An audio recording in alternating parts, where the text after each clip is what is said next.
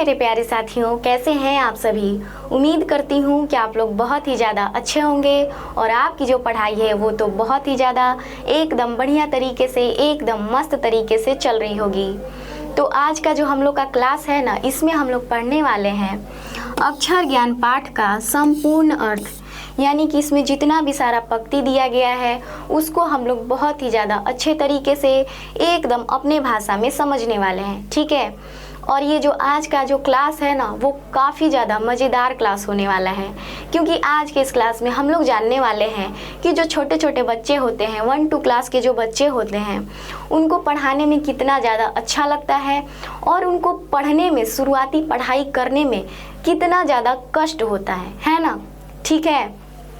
तो आइए अब बिना देर किए इस क्लास को आगे की ओर हम लोग बढ़ाते हैं, है ना, और समझते हैं कि इसमें कैसा कैसा पंक्ति दिया गया है और उसका आखिरकार अर्थ क्या होगा, ठीक है। तो यहाँ पे देखिए पहला पंक्ति दिया गया है ना। तो पहले हम लोग पंक्ति को पढ़ेंगे, उसके बाद इसका हम लोग अर्थ जानेंगे, ठीक है ना। तो आइए पहले पंक्ति को पढ़ते हैं। चौखट्टे में नहीं अटता बेटे का कबूतर ही है ना, फुदक जाता है जरा सा, है ना।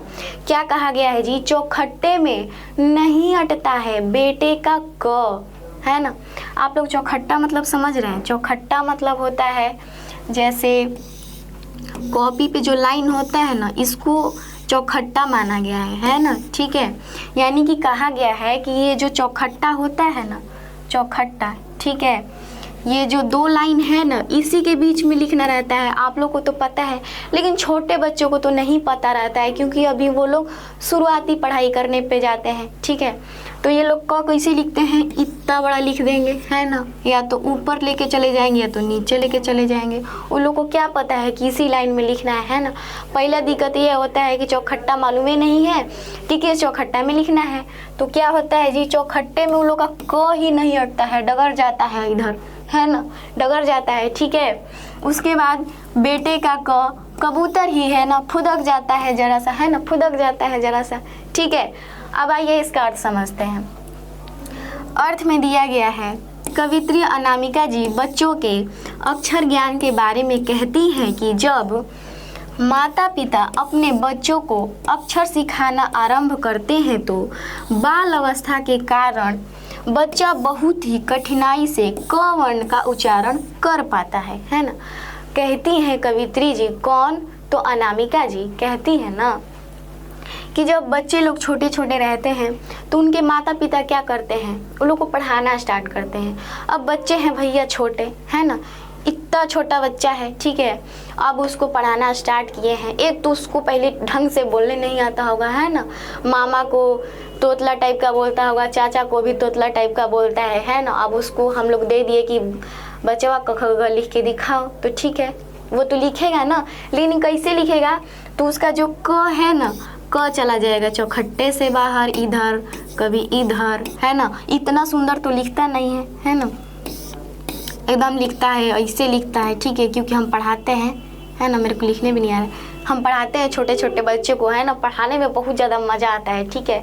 वो लोग ऐसा ही सब बात करता है ना कि लगता है कि ओह हो, इन लोग का लाइफ बहुत ज़्यादा अच्छा है ना। तो ऐसे लिख देगा, है ना। और इसका उच्चारण करने में भी दिक्कत होगा, है ना। कबूतर को बोलेगा कबूतर, है ना, ऐसे बोलेगा, ठीक है। तो उन लोग को उच्चारण करने में भी दिक्कत होता है ना, ठीक है ना। अब आइए अगला पंक्ति देखते हैं। अगला दिया गया है,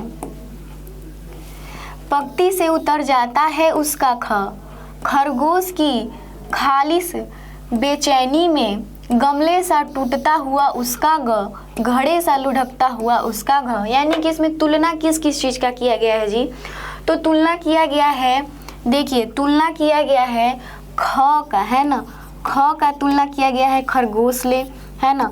ग का तुलना किया गया है गमले से, ठीक है, और घ का तुलना किया गया है घड़े से, है ना। बोला गया है कि पंक्ति से उतर जाता है ना, ये पंक्ति हो गया, पंक्ति से ही लोग का उतर जाता है, ठीक है। पंक्ति है ये और लिखेगा कहीं और, ठीक है।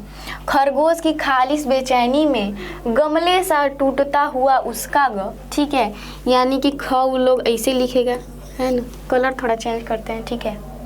ख कैसे लिखेगा जी, है ना। हम पढ़ाते हैं भैया जी लोग, ठीक है, इसलिए हमको पता है ना। आप लोग मत कहिएगा कि ऐसे नहीं लिखता है, हमको पता है, ठीक है, ऐसे ही लिखता है। ख ऐसे लिखता है, ठीक है, हम भी देते हैं शुरुआती में जो आता है ऐसे ही ख लिखने को देते हैं, है ना।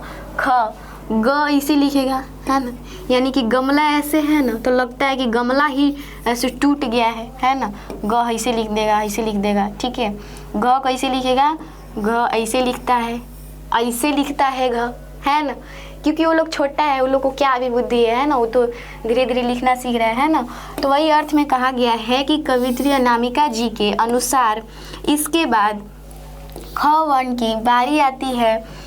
इसी प्रकार ग तथा घ वर्ण भी सीखता है, लेकिन अबोधता के कारण बच्चा इन वर्णों को क्रम से नहीं बोल पाता है ना। क ख ग घ जब वो लोग से पूछेंगे ना, है ना, एक मेरे क्लास में है, छोटी को है, बच्चा है, ठीक है, उसका नाम नहीं लेंगे, है ना, लेकिन उसका नाम काफ़ी ज़्यादा अच्छा है, ठीक है। तो उससे हम बोलते हैं ख सुनाओ, तो बोलता है क ख ग अंग, घ को गायब कर देता है। फिर बोलेंगे च छ सुनाओ, बोलेगा च छ ज य, और झ को गायब कर देता है ना, यानी कि वो क्रम से नहीं बोल पाता है।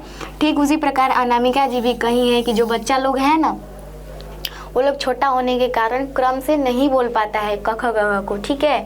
कभी क कहना भूल जाता है तो कभी ख कहना भूल जाता है ना, यानी कि कुछ ना कुछ भूल ही जाता है, ठीक है। कभी कभी तो पेंसिल लाना भी भूल जाता है मेरे क्लास में, ठीक है, पेंसिल लाना भी भूल जाता है, इरेजर लाना भूल जाता है ना। कभी कभी कॉपी घर पे भूल जाता है, आता है बैग लेके बोलता है मिस कॉपी ही घर पे छूट गया, ठीक है ना। यानी कि ये लोग जो है ना, छोटे छोटे बच्चे अभी भूल जाते हैं, ठीक है।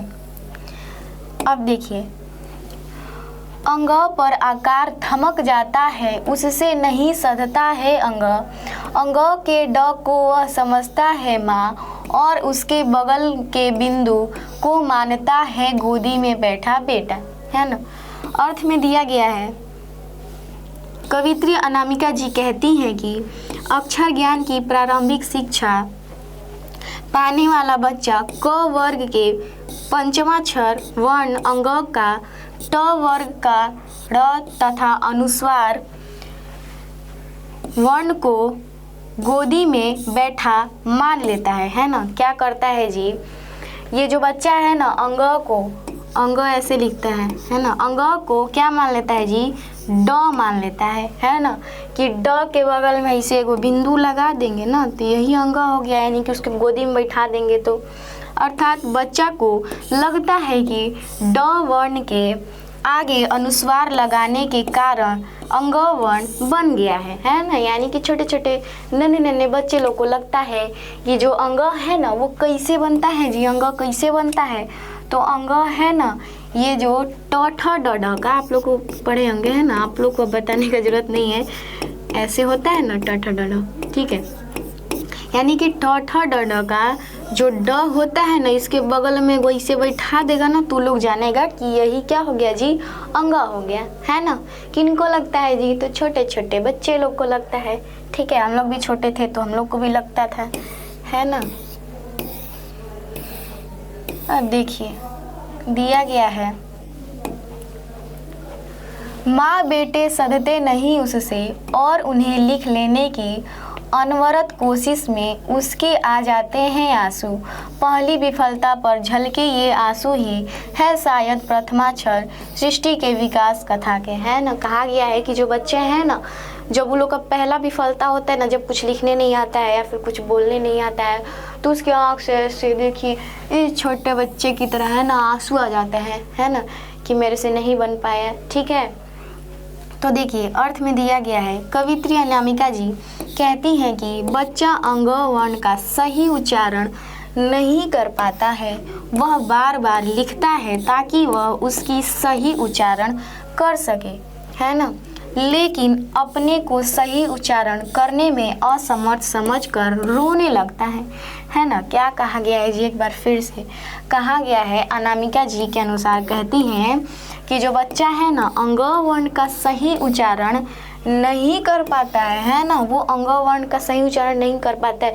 एगो तो छोटी छोटी है है ना, कबूतर को कबूतर बोलेगा, चम्मच को मच बोलेगा, है ना। अब उसको अंगा बोलवाइए तो थोड़ा तो अजीब लगेगा ना, है ना, तो नहीं बोल पाता है ना। वह बार बार लिखता है ताकि वह उसकी सही उच्चारण कर सके। बार बार बेचारा लिखता है ना, लिखने का लिख देगा लेकिन उच्चारण नहीं करने आएगा, है ना। उसके बाद लेकिन अपने को सही उच्चारण करने में असमर्थ समझ कर रोने लगता है और लगता है कि हाय अब मेरे से नहीं बोला पाएगा, है ना। बोलता है कि अब मेरे से नहीं बोला पाएगा, अंगा हम कैसे बोले, है ना, और वो रोने लगता है, ठीक है। अर्थात तात्पर्य यह है कि अक्षर ज्ञान जीवन की विकास कथा का प्रथम सोपान है ना। और कवित्री जी के अनुसार जो अक्षर ज्ञान है ना, वो जीवन के विकास का एक पहला कदम है ना, पहला, ठीक है, प्रथम सोपान है, ठीक है, समझ गए। यानी कि कितना दिक्कत होता है जी, तो दिक्कत हम लोग भी सहे होंगे, भले हम लोग को याद हो चाहे ना याद हो, है ना। उतना पिछला बात कौन याद करके रखेगा, ठीक है। उतना तो माइंड हम लोग का विकसित भी नहीं हुआ होगा कि हम लोग पिछला बात उतना याद रखें। लेकिन जब हम पढ़ाते हैं क्लास में तो लगता है कि मतलब हाँ बहुत ज़्यादा दिक्कत है, ठीक है ना। इतना छोटा छोटा बच्चा है, कबूतर को कबूतर बोलेगा और क ख ग बेचारा कैसे बोल पाएगा, है ना। यानी कि बहुत ज़्यादा दिक्कत होता है। दिक्कत का तो सामना हम लोग भी किए हैं ना, आप लोग भी किए हैं, ठीक है। ऐसा तो नहीं है कि कोई इसमें महान है जो एकदम बचपने से एकदम जन्म लेते ही क ख ग सीख गया, ऐसा तो नहीं होगा, ठीक है ना। तो उम्मीद कर रही हूँ कि इतना आप लोग को बहुत ही ज़्यादा अच्छे से समझ में आया होगा। और आज का जो क्लास है ना, मेरे को तो बहुत ज़्यादा अच्छा लगा। आप लोग को अच्छा लगा या नहीं लगा एक बार कमेंट में बताइए। आप लोग कमेंट नहीं करते हैं, है ना, आप लोग कमेंट तो करना भूल ही जाते हैं, ठीक है, कमेंट तो नहीं करते हैं आप लोग। लेकिन आज आप लोग कमेंट में बताइएगा कि आज का क्लास आप लोग को कैसा लगा। मेरे को तो सबसे ज़्यादा अच्छा आज का क्लास लगा है ना। तो ठीक है, आप लोग भी मेहनत करते रहिए, है ना, और अपने परीक्षा से घबराना बिल्कुल भी नहीं है, ठीक है ना। तो आज के लिए इतना ही रहने देते हैं, मिलेंगे अगले क्लास में। तब तक के लिए जय हिंद, जय भारत।